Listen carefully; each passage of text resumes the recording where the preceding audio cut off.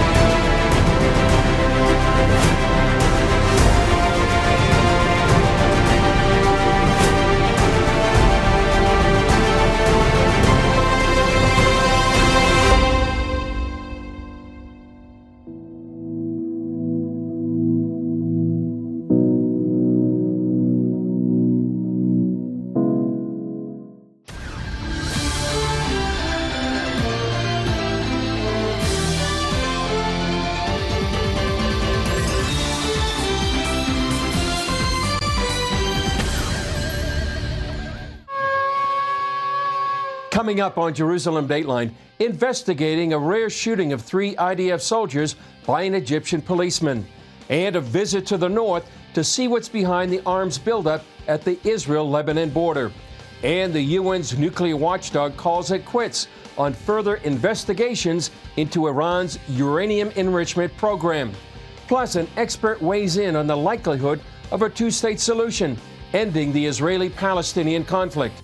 All this and more coming up on this edition of Jerusalem Dateline.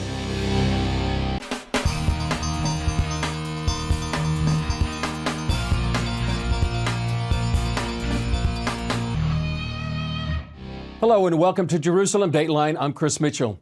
Israel is vowing to get to the bottom of a rare shooting that stunned the nation and killed 3 IDF soldiers over the weekend. On Saturday, an Egyptian policeman infiltrated Israel and opened fire on soldiers. Israeli troops fatally shot the attacker. Egypt, which has strong security ties with Israel, said the policeman was chasing drug smugglers when he entered Israeli territory.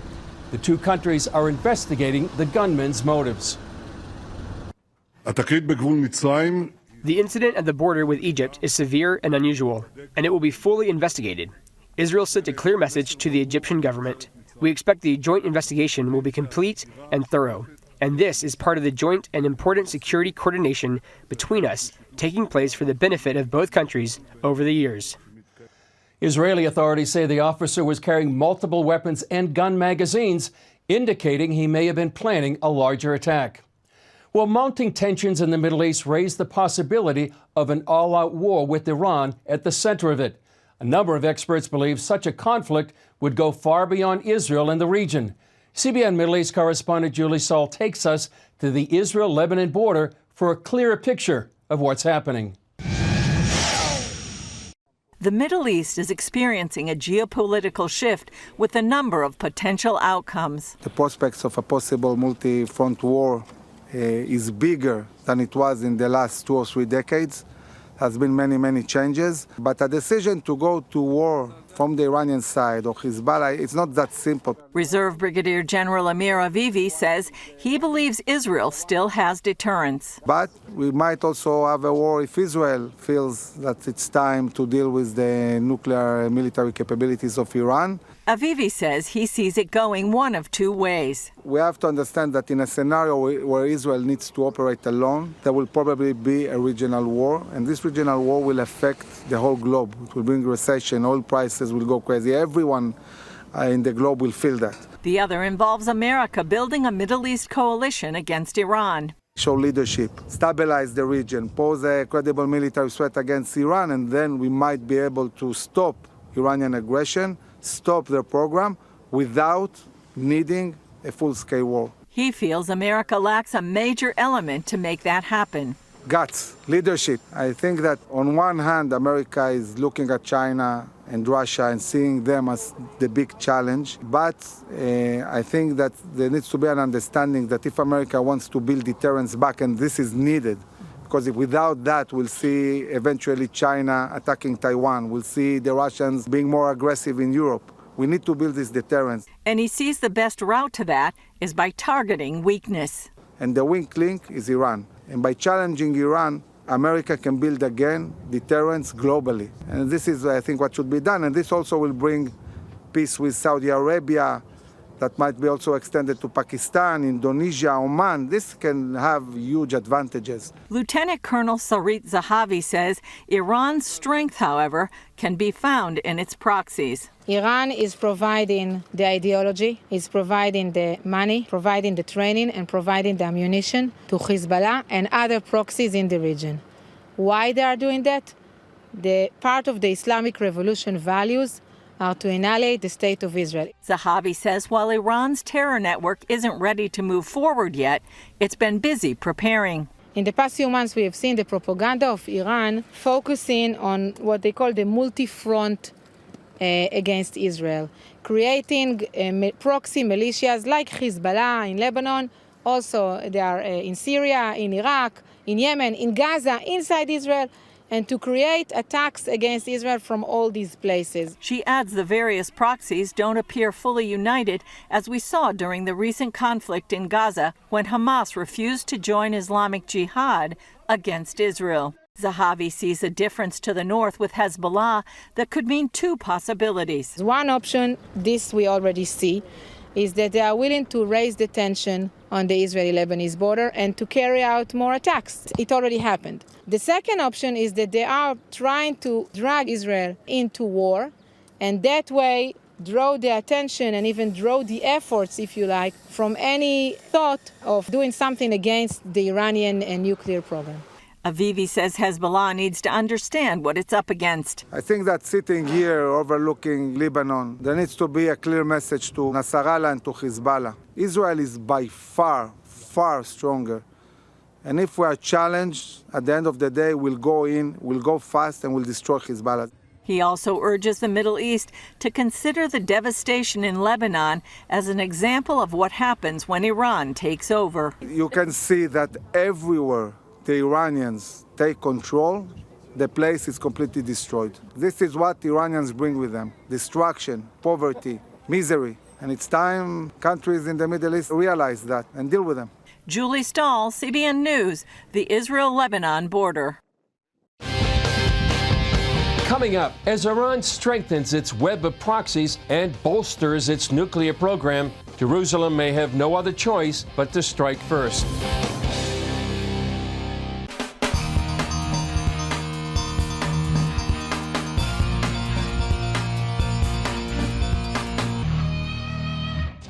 The UN's nuclear watchdog is ending its investigations into uranium found at 2 Iranian sites.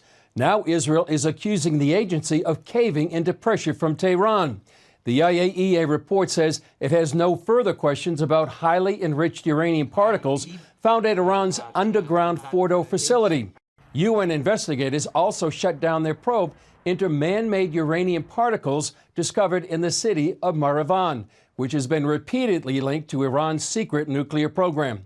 Netanyahu accused the agency of submitting to the Islamic regime. If the IAEA will become a political organization, there will be no significance to its activity in Iran, and there will be no meaning to reports it is publishing on Iran's nuclear activity. As Iran inches closer to red lines drawn both by the U.S. and Israel, experts warn something's got to give. The Islamic Republic is further escalating tensions with a new ballistic missile that has a range of 1,200 miles, and there are reports of construction on an underground nuclear facility. National security correspondent Caitlin Burke has the latest. The Khaybar missile, named after an ancient Jewish fortress conquered by Muslims, is capable of reaching Israel. Iranian defense officials say it can penetrate enemy air defense systems and evade radar detection. To the west, it's considered a dangerous move that can't be ignored. Despite the restrictions on Iran's missile-related activities under UN Security Council Resolution 2231, Iran continues to seek a range of missile technologies from foreign suppliers and to conduct ballistic missile tests in defiance of the resolution. Meanwhile, Israeli defense forces keep close watch on all areas of Iran's nuclear development. A top general recently stating that Israel could soon be left with no choice other than a preemptive attack. Iran knows it's playing with fire, and they are getting close to what both Israel and the United States are basically messaging as their red line of where they won't allow Iran's nuclear program to go any further. In what appears to be an effort to gain the upper hand against the West, Iran is reportedly building a nuclear facility deep underground. While it's unclear whether U.S. bombs could reach it, the Air Force recently posted a picture of this bomb designed for such a purpose, adding it's time to test its performance. Just how far each weapon goes and just how far into the mountain Iran is digging are going to be closely held secrets by both nations. They don't want to give the other country the upper hand and give them the ability to know whether their strike could work or not. Gabriel Nerona, former State Department special advisor for Iran, says although diplomacy is not completely off the table, at this point it doesn't seem to be headed anywhere.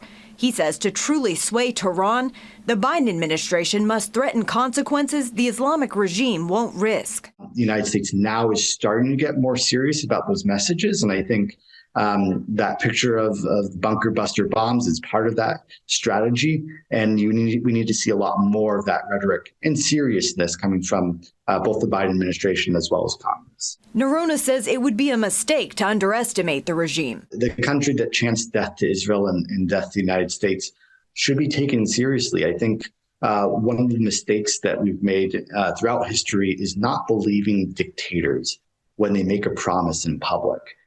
According to the International Atomic Energy Agency, Iran is already enriching uranium to near weapons-grade levels. But the country has yet to announce that it's built a nuclear weapon. Caitlin Burke, CBN News, Washington. Up next, the two-state solution. Could it actually bring an end to the bloody Israeli-Palestinian conflict? We take a closer look with one expert when we come back.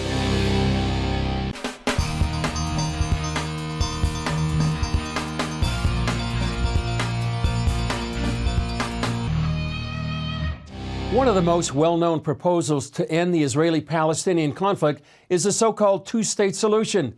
It calls for the creation of an independent Palestinian state next to the State of Israel. I recently spoke with legal expert Andrew Tucker about whether this is possible. Andrew Tucker, great to be with you again at CBN News. Pleasure to be with you, Chris. You've written a book here about the two-state paradigm, two states for two peoples. What's your main message in this book?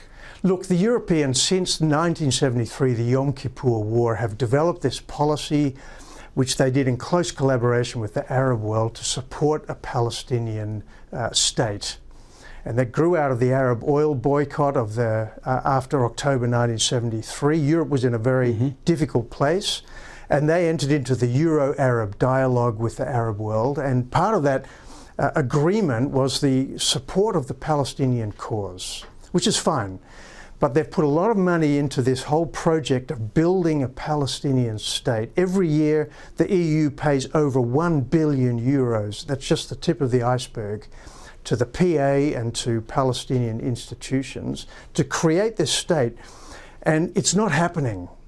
Palestine is not a state. It's not because we don't want it to be a state, but because it's not creating the institutions of government that you really need if you're going to be a state based on the rule of law. So we feel the European approach is actually impeding peace by being so dogmatic about the legal situation. They say Israel has no claims whatsoever to East Jerusalem or to the West Bank. They say the land belongs to the Palestinians and the occupation must come to an end. That's their policy. So all their time and energy is put into opposing Israel's position under the Oslo Accords. We think that's problematic. So this has been 50 years now, since 1973. That's correct. And it's still not working? What do you think? You live here, and it's not really working.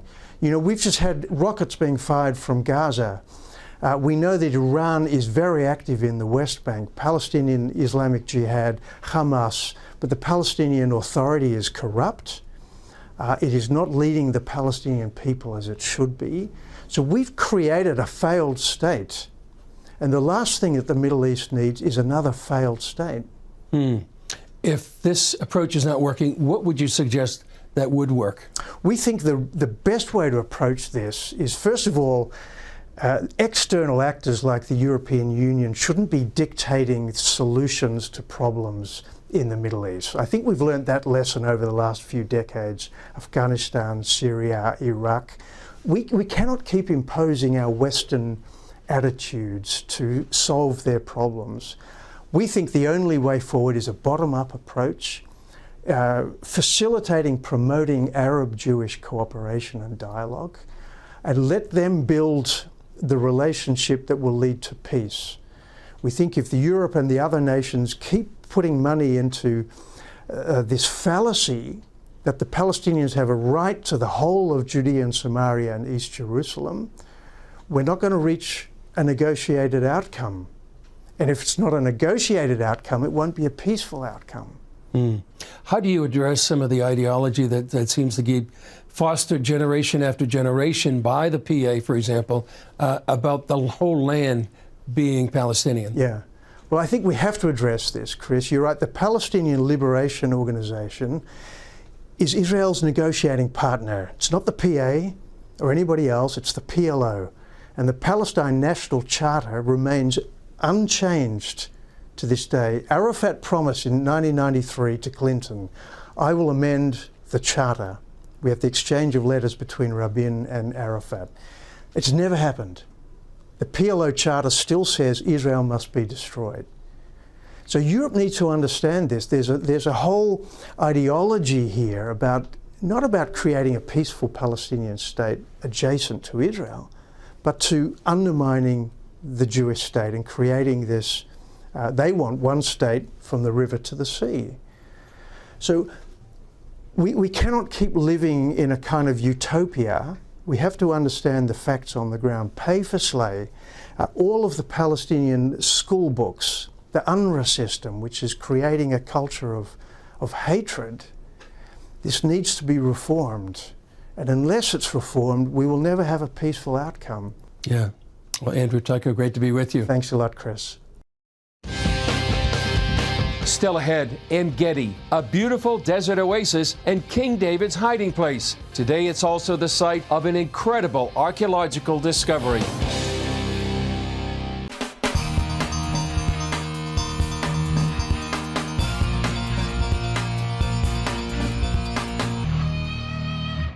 In 1965, the installation of a water pipeline led to the discovery of a 1,700-year-old synagogue in an Israeli nature reserve near the Dead Sea. Inside the ruins of the synagogue, excavators found a tiny scroll that was burned beyond recognition. At least that's what they thought at the time. See how advanced technology brought these ashes back to life. It's all part of CBN's brand new multi-part documentary examining the story of the Old Testament called Oracles of God.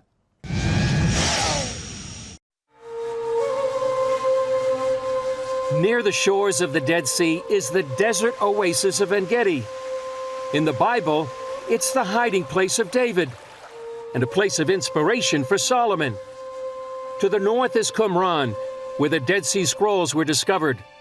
And to the south, the ruins of Herod's fortress at Masada. Today, En-Gedi is a nature reserve, one of Israel's most beautiful national parks, and the site of an extraordinary archaeological discovery.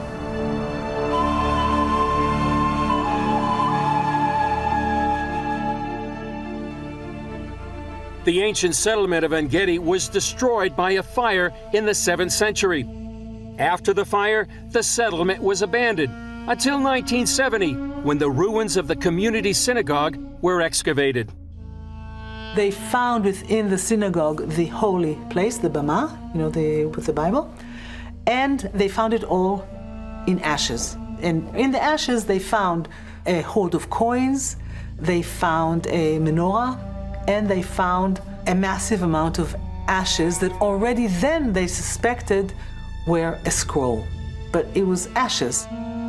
Forensics experts tried to decipher the rolled-up scroll, which looked like a cigar. But in 1970, the technology was limited, so eventually the scroll was stored at the Israel Museum.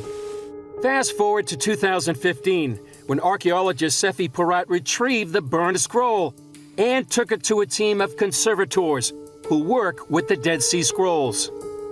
One day he walks in here with this it was still the top of one of the boxes with all these ashes and says, "Can you please image this?" And I said, "Steffi, you must be joking. This is ashes." He says, "Yes, but they said you have such a system." I said, "Yeah, it's not miracles though. I mean, it's not as if the ashes can come back to life." Eventually it turned out that they could. Nobody, by the way, touches the scrolls. I don't touch them either. It's only these 4 or 5 conservators. And we did a CT scan, a tomography of all of these. And already then, it seemed as if that piece of charcoal was the most promising.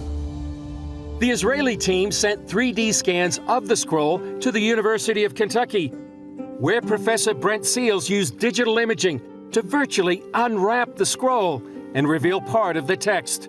After 45 years, the puzzle was finally solved. He actually looked and saw that within these layers, he could decipher, he could pull out a layer that eventually turned out to be the first chapter of the book of Leviticus. And you can see it, I mean, you can read it. I mean, how do we know? Because we can read it now. It was amazing. To me, everything is kind of symbolic. And I remember the day that we realized that this is, the book of Leviticus, it was like, we looked at the computer and we said, unbelievable. And I wrote to Brent Seals, "You won't believe what you've deciphered, what you've uncovered." The En-Gedi scroll is the second oldest biblical scroll to be discovered and the oldest ever to be found inside a synagogue. This scroll was carbon dated, remember, to the 3rd, 4th century. Why did this work? Because the ink that the En-Gedi scroll was written with probably has iron in it. We realized that the En-Gedi scroll is different because it has ink and therefore it is legible with this virtual 3D. It can identify the iron that is in this ink. Look how symbolic that the first chapter of the book of Leviticus talks about the sacrifices of the temple. Okay, and here we are, and what happens to the sacrifices? They turn into ashes, and here we are bringing alive these ashes. And this was right before Tisha B'Av, which is the day of the destruction of the temple. So everything was very, very symbolic. We were really, in awe. It was like, we're bringing back to life these ashes. That incredible story is taken from CBN Films' latest production, Oracles of God. The multi-part documentary examines the history and archaeology of the Old Testament and takes viewers on a journey into prove the history of the Bible. You can stream it today by going to cbn.com/Oracles of God. Well, that's all for this edition of Jerusalem Dateline. Thanks for joining us. Remember, you can follow us on social media, and you can also access CBN content through our CBN News and other CBN apps. And don't forget to sign up for our email blast so you can continue to receive all of our exciting CBN content. I'm Chris Mitchell. We'll see you next time on Jerusalem Dateline.